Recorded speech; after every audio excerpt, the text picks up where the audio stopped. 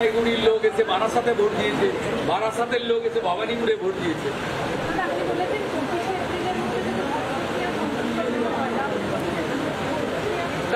করতেই হবে, এসআইআর না হলে ভোট হয় না, আর ভোট না হলে এই সরকার গঠন হয়েছিল 5ই মে 2021, 4 মে হচ্ছে লাস্ট ডেট। 4 মের পরে অটোমেটিক করছে, আপনাকে আমাকে চাইতে হবে, এমনি রাষ্ট্রপতি শাসন। No SIR no election. আমি অ্যাপ্রক্স বলেছি বাড়বে বই কমবে, ভাই শান্তনু ঠাকুর 1 কোটি 20। আমি বলছি আমি দীর্ঘদিন ধরে এই রাজ্যে রাজনীতি করি, বহুভোটে জিতেছি, লড়েছি। আমার নিজস্ব ধারণা 1 কোটির উপরে যাবে, নিচে যাবে না। কারণ গোটা বর্ডার খোলা, হু করে বাংলাদেশে মুসলমানরা এসেছে, ভরিয়ে দিয়েছে। ভারতীয় মুসলমানদের কোনো চিন্তা নেই, বাংলাদেশি মুসলমানদের থাকবে না। 13 লক্ষ লোককে ডিএক্টিভেট করেছে আধারে, মারা গেছে 13 লক্ষ আপনার লোকসভা নির্বাচন, তাদের নাম তো থাকবে না। 16 লক্ষ ডবল ট্রিপল এন্ট্রি, তাদের নাম তো থাকবে না। এইখানে তো 29 লক্ষ।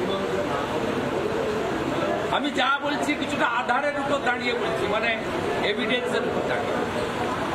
99 লক্ষ হবে কি 1 কোটি 1 লক্ষ হবে, এটা আফটার এসআইআর। সাকসেসফুল এসআইআর হলে সংখ্যা তাই হবে। এমন কোনো মুসলিম পাড়া গ্রাম পাবেন না যেখানে বাংলাদেশের মেয়েকে ফেসবুকে পটিয়ে এনে বিয়ে করেনি,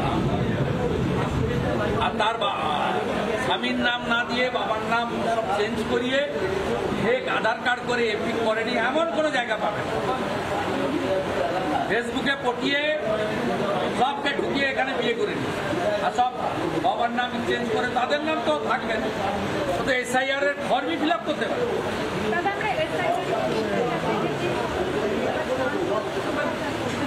মিথ্যা ছাড়া মমতা সত্যি কবে বলেছিলেন? সেই জন্যই তো নন্দীগ্রামে হেরেছেন, এবার ভবানীপুরেও হয়।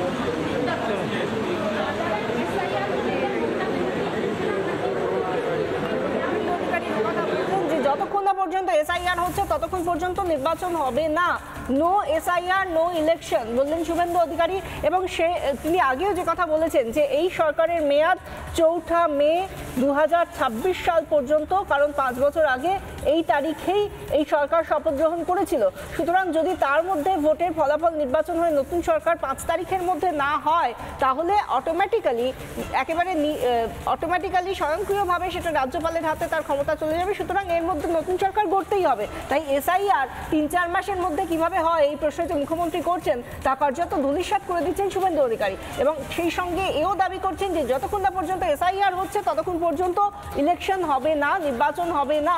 এবং সেই সঙ্গে যেটা আমরা দেখেছি, যিনি সাংবাদিক বৈঠকে শুভেন্দু অধিকারী কিছুক্ষণ আগে বলছিলেন যে নানা রকমভাবে মিথ্যাচার করেন মুখ্যমন্ত্রী মমতা বন্দ্যোপাধ্যায়, শুভেন্দু অধিকারী এই অভিযোগ করছিলেন। আরও একবার তার মুখে সেই প্রসঙ্গ উঠে এলো।